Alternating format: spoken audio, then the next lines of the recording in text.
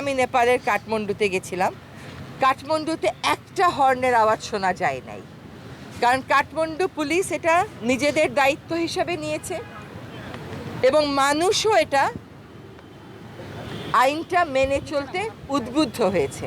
তো সমাজ এগিয়ে আসুক, ছাত্র সমাজ এগিয়ে আসুক, চালকেরা যারা আছেন তারা এগিয়ে আসুক, পরিবেশ অধিদপ্তর আর পুলিশ একই সাথে কাজ করে মানুষকে উদ্বুদ্ধ করুক, জরিমানা করুক।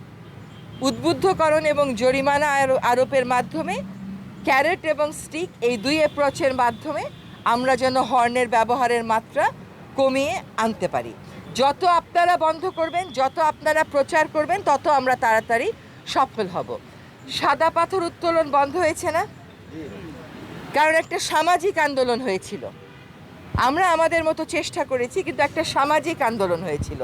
তো আপনারা যারা গণমাধ্যম কর্মী আছেন, যারা আমার পিছনে পাশে দাঁড়ানো তরুণ সমাজ আছে, তোমরা এটাকে একটা সামাজিক আন্দোলন করে দাও এবং আমাদের পরবর্তী প্রজন্মকে যদি বধির হওয়ার থেকে বাঁচাতে হয়, এইটা করা ছাড়া আমাদের আর কোনো উপায় নাই।